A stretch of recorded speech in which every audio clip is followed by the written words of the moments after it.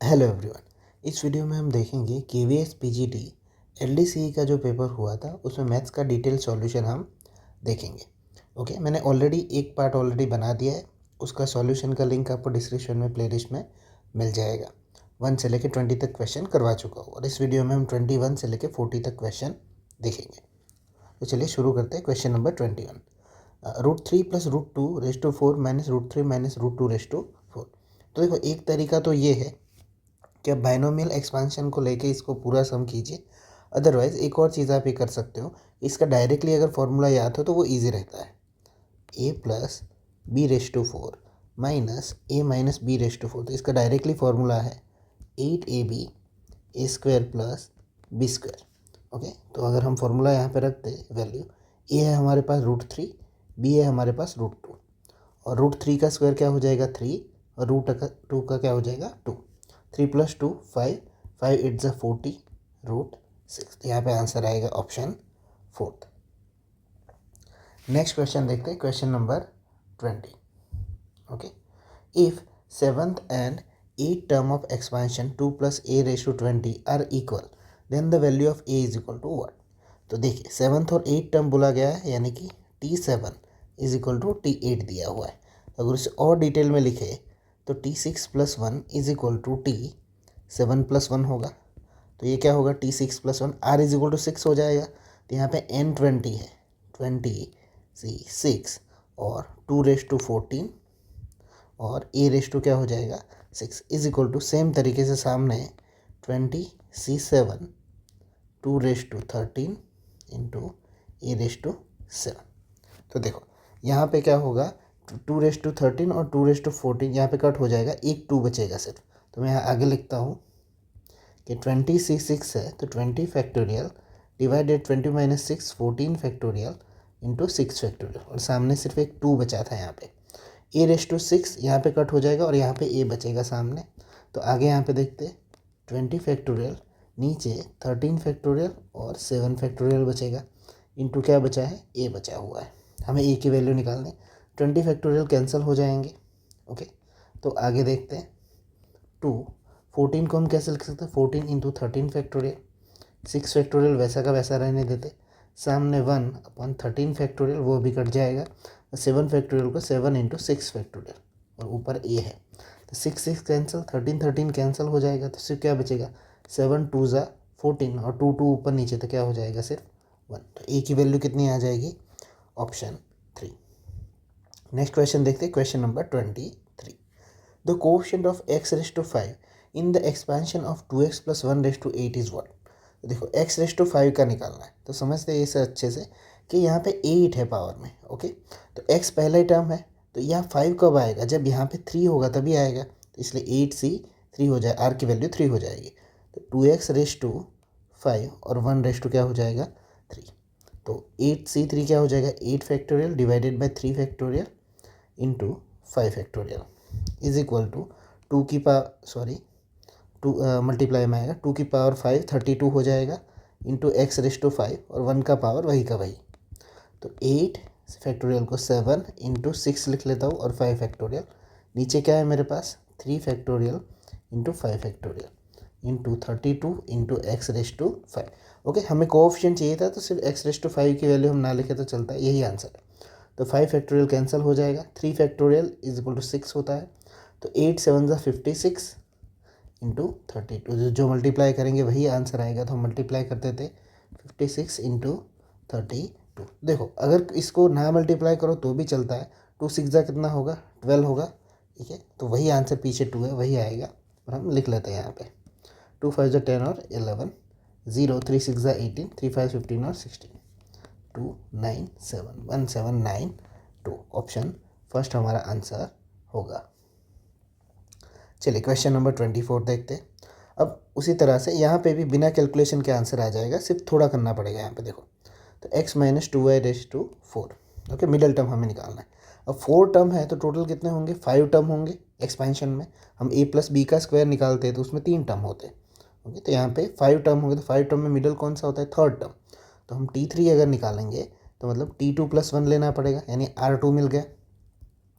तो 4c2 x⁻2 आएगा और 2y⁻², और माइनस में इसलिए -1⁻r आ जाता है 2।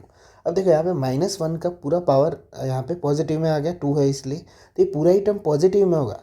तो देखो ये जो तीनों नेगेटिव वाले वो कैंसिल हो जाएंगे, विदाउट काउंटिंग हमारा आंसर आ जाएगा। हालांकि मैं काउंटिंग करके दिखा देता हूँ, पर एग्जाम में हम इस तरह से सोच सकते हैं। तो देखो 4c2 क्या हो जाएगा आगे अगर देखें, 4 factorial divided by 2 factorial into 2 factorial, x का स्क्वायर हो जाएगा, 2 का स्क्वायर 4 और वाई का स्क्वायर। ओके, तो 4 इंटू 3 इंटू 2 फैक्टोरियल, तो यहाँ पे नीचे 2 into 2 into x square into 4 into y square.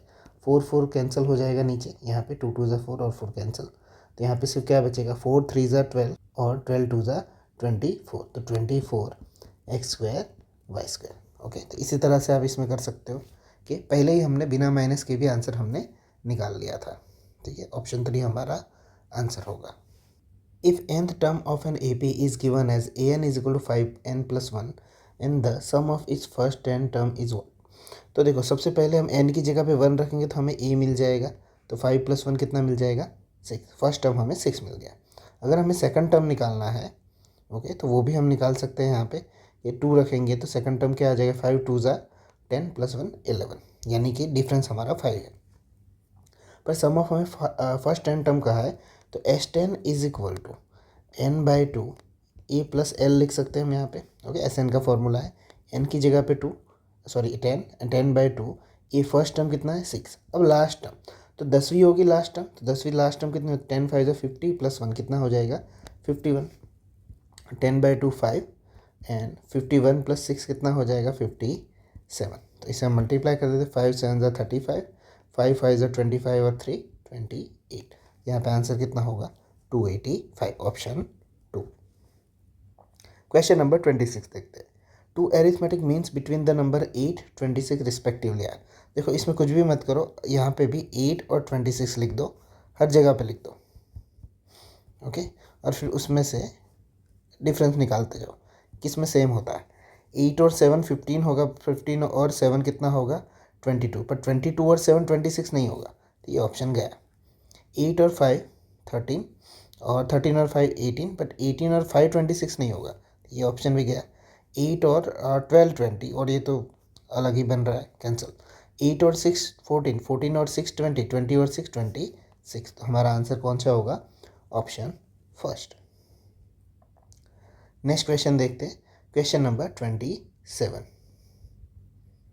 Okay, if the sum of first n term is AP is given by SN is equal to this, then the common difference of D of the AP is. तो देखो सबसे पहले हम S1 निकाल देते। Okay, S1 A ही होता है first term, तो फर्स्ट टर्म हमें क्या मिला, n इज इक्वल टू 1 रखेंगे तो P + Q मिलेगा। ओके, अब सेकंड टर्म हम निकालते, S2 निकाल देते। S2 का मतलब क्या होता है, फर्स्ट एंड सेकंड टर्म दोनों का एडिशन। ओके, तो हम S2 निकाल देते, तो क्या होगा, n की जगह पे 2 रखो यहाँ पे, तो 2P + 2 रखेंगे तो 4Q। अब देखो ये फर्स्ट टर्म था P + Q, राइट। अब सेकंड टर्म को मिल के ये एडिशन में आ रहा है, ठीक है। S2 क्या होता है, फर्स्ट एंड सेकंड टर्म का एडिशन, तो P के बाद 2P कब होगा, जहाँ यहाँ पे P होगा। Q के बाद 4Q कब होगा, जब यहाँ पे 3Q होगा, तभी तो जाके S2 मिला होगा 4Q। ओके, तो सेकंड टर्म हमें मिल गया P + 3Q। अब हमें बोल रहा है कि डिफरेंस कितना होगा, तो सेकंड टर्म में से फर्स्ट टर्म माइनस कर देते, तो P में से P जाएगा तो 0, 3Q में से Q जाएगा तो 2Q, तो यहाँ पे क्या बचता है answer 2Q, option 4। Next question देखते 28। Okay, sum of the first n term of an AP is given by SN is equal to 3n² + 5n, which term of AP is 170। Okay, हमें an निकालना है कि कौन सा term, an 170, तो n निकालना है। तो S1 हम निकाल देते, वही हमारा a होता है, तो n इज इक्वल टू 1 रखेंगे तो 8 आएगा, तो वही a होता है। तो an is equal to a + n - 1 d। तो an हमारे पास कितना है 170, a हमें मिल गया 8, n हमें फाइन करना है, और d डिफरेंस हमारा बाकी है अभी भी, तो हम यहाँ पे a2 लेते हैं। ओके, S2 निकालते हैं, तो 2 का स्क्वायर 4, 3 × 4 + 5 × 2, 3 4 12, 12 + 10, 5 2 10, कितना हो जाएगा 22। तो पहला 8 था, दूसरा अगर 22 दोनों टर्म का आया, ठीक है, तो यहाँ पे ये क्या होगा 14 होगा तभी 22 होता होगा। तो 14 और 8 का डिफरेंस कितना आया, 6 आया। तो n d is equal to क्या हो जाएगा, 6। 170 में से 8 जाएंगे इस तरह, तो 162 डिवाइडेड बाई 6, ये जो मल्टीप्लाई हमारे सामने n-1, तो 6 2 ज़ा 12 और 4 और 2 बचेगा 6 7 ज़ा 27 is equal to n-1, minus इस तरफ आ जाएगा तो 28, n इज इक्वल टू कितना आ जाएगा 28। Question number 29, sum of first 3 term of GP is 13/12। Okay, तो जब भी 3 टर्म की बारी आती है हमें कौन से 3 टर्म लेने चाहिए, a/r, a और AR। अब इनका हमें दिया हुआ है sum a/r plus a plus AR is equal to कितना दिया है 13/12। उनका प्रोडक्ट दिया है तीनों का, a/r into a into AR कितना दिया हुआ है -1। तो यहाँ से हमें a की वैल्यू मिल जाएगी बिकॉज ऑफ r यहाँ पे कैंसिल हो जाएगा, तो a का cube is equal to -1। Then a is equal to what value मिलेगी -1। अब वही -1 मैं यहाँ पे रख दूँ। ओके, तो -1/r -1 minus r is equal to 13/12। Okay, तो -1 minus r minus r square is equal to 13/12 r हो जाएगा। तो यहाँ पे 12 मल्टीप्लाई होगा -12 r स्क्वायर, मैं सीक्वेंस में लिखता हूँ, -12 इज इक्वल टू 13r। सबको एक ही तरफ ले जाते तो 12r स्क्वायर, इन सबको मैं उस तरफ ले जाता हूँ ताकि प्लस में आसानी रहे। 25r प्लस 12, ओके, कितना हो जाएगा 0। अब हमें यहाँ पे इसका सॉल्यूशन जो भी निकालना है, अब इसको अच्छे से समझना थोड़ा कि इसको बिना कैलकुलेट किए भी हम आंसर ला सकते हैं। सारे के सारे प्लस में, यानी हमें जो भी रूट्स मिलेंगे, जो भी सॉल्यूशन मिलेंगे, दोनों ही माइनस में मिलेंगे। यह ऐसा एक ही ऑप्शन है। हालांकि मैं सॉल्व करके बता देता हूँ, पर विदाउट काउंटिंग हम इसका आंसर ले सकते थे कि जो भी 2 वैल्यू आएगी हमारी माइनस में ही आएगी। चलिए करके देख लेते। 12r स्क्वायर प्लस 12 12 जा 14 144 होगा, तो 144 और किसके टेबल में आता है, आई थिंक 16 9 जा, तभी 25 बनेगा। तो 16r plus 9r plus 12।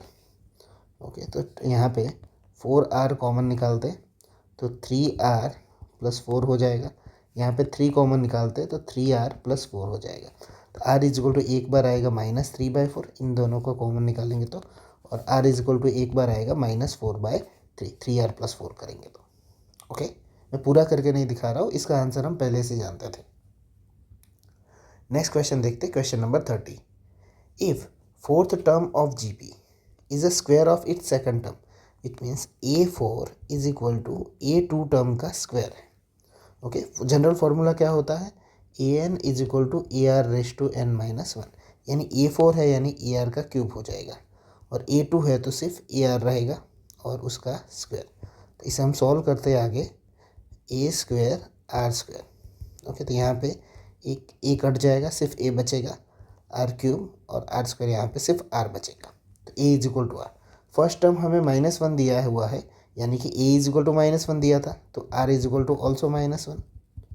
Then after that हमें क्या कहा है, 7th टर्म ऑफ जीपी, तो a7 इज इक्वल टू क्या होगा, ar⁻6 होगा। तो a -1 है, r भी -1 है, तो ये तो +1 हो जाएगा, बट ये नहीं होगा, इसलिए आंसर में क्या आएगा -1। तो यहाँ पे आंसर कितना होगा, option 2।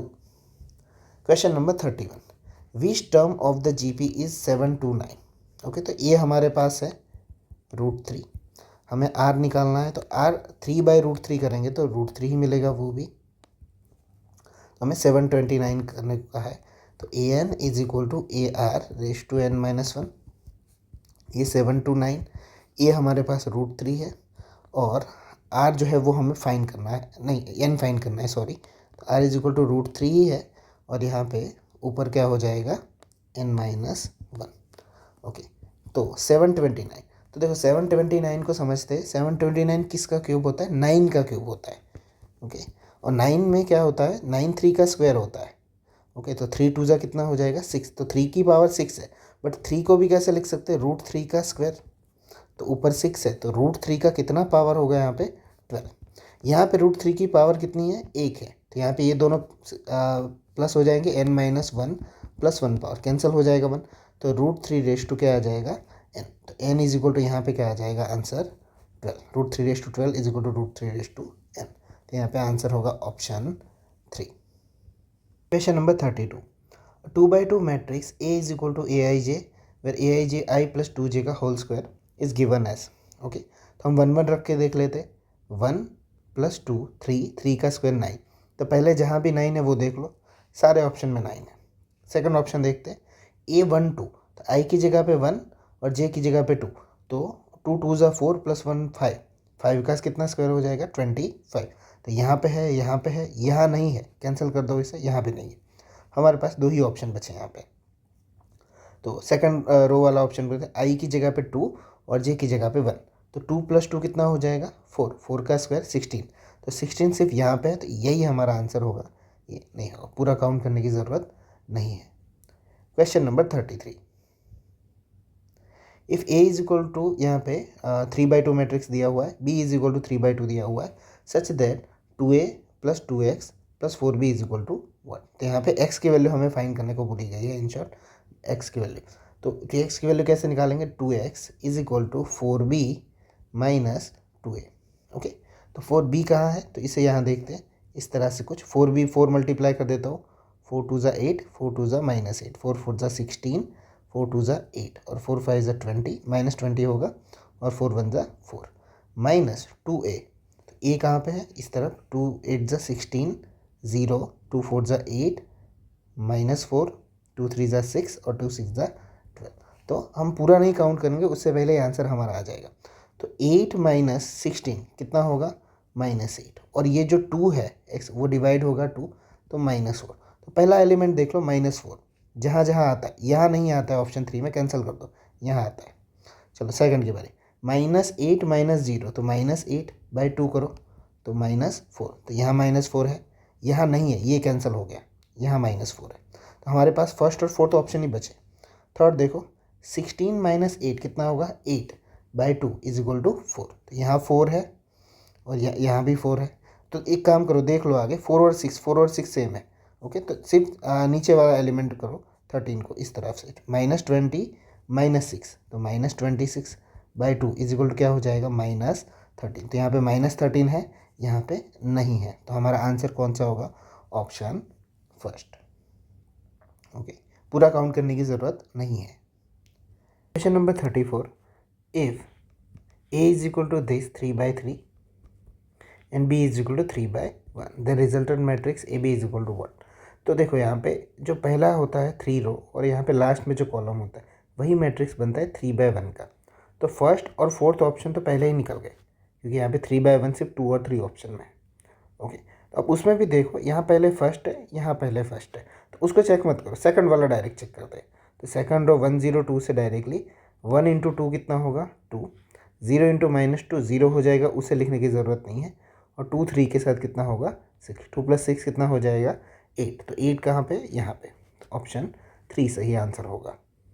Question number 35, a is equal to -2 4 5 and b is equal to 1 3 -6, then matrix AB dash is equal to 1। तो देखो यहाँ पे 3/1 है और यहाँ पे भी 1/3 है, तो हमें 3/3 मैट्रिक्स आंसर में मिलेगा, जो कि यहाँ पे सारे के सारे ऑप्शन 3/3 में दिए हुए हैं। ओके, तो इसे किस तरह से आगे लिखेंगे हम, कि अगर -2 है उसके साथ 1, एक ही कॉलम में आंसर मिल जाएगा हमें, -2, उसी -2 को 3 के साथ, -6 उसी -2 को -6 के साथ 12। अब मैं सिर्फ पहले से ही ले लेता हूँ, ये पहली रो है, उसका यहाँ पे डैश क्या हो जाएगा, रो जो है वो कॉलम में कन्वर्ट हो जाएगी। तो -2 -6 और 12 जो है वो कॉलम में कहाँ पे, तो -2 -6 और 12 यहाँ पे है, तो ये हो सकता है ऑप्शन, ये नहीं हो सकता, ये नहीं हो सकता, और ये भी नहीं हो सकता। तो पहले से ही आंसर मिल जाएगा हमें, -2 -6 एंड 12। ओके, तो ऑप्शन फर्स्ट सही आंसर होगा। आप काउंटिंग करके भी कर सकते हो, पूरा कैलकुलेट करके यही आंसर मिलेगा। क्वेश्चन नंबर 36 देखते हैं, if A and B are symmetric matrix of same order, symmetric means A dash is equal to A, B dash is equal to B, then the matrix AB - BA is equal to what, symmetric क्यों symmetric, तो हम पहले उसका dash निकाल के देख लेते हैं, AB - BA is equal to dash हम करेंगे, तो AB dash minus BA dash, तो उसका क्या होगा आगे, B dash A dash minus A dash B dash. अब हम जानते हैं कि यहाँ पे दोनों ही सिमेट्रिक दिए, तो वो BA हो जाएगा और ये AB हो जाएगा। तो अगर बाहर निकालेंगे तो माइनस बाहर निकालेंगे तो AB - BA। तो देखो A डैश के बराबर -A होता है, हम उसे क्या कहते हैं, स्क्यू सिमेट्रिक मैट्रिक्स। तो देखो AB - BA यहाँ पे क्या आया बाहर माइनस आ गया, इसलिए यहाँ पे आंसर क्या होगा, ऑप्शन 2 कि रिजल्ट जो है वो स्क्यू सिमेट्रिक मैट्रिक्स है। Question number 37, a is equal to given 3/3 matrix, then determinant of a is equal to what.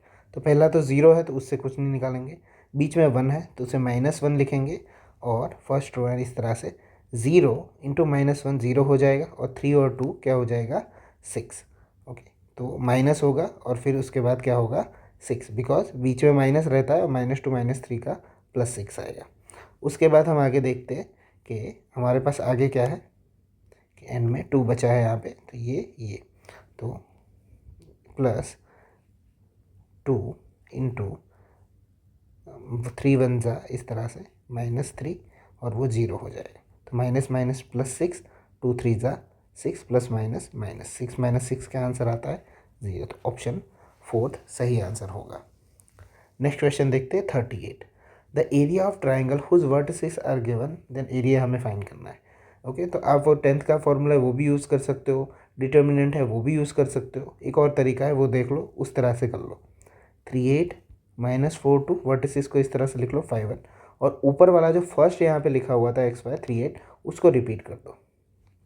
ठीक है, अब हम क्या करते हैं, क्रॉस मल्टीप्लाई करते हैं, 3 2 जा 6, 4 1 जा 4, पर प्लस माइनस है तो माइनस, 5 8 जा 40, उसको ब्रैकेट में रखो, माइनस में उल्टा 8 4 जा -32, 2 5 जा 10, आफ्टर द 3 1 जा 3, तो क्या होगा 40 + 6 46 -4 माइनस 10 + 3 13 -32 + 13, 46 में से 4 जाएगा तो 42 माइनस 32 में से 13 जाएगा।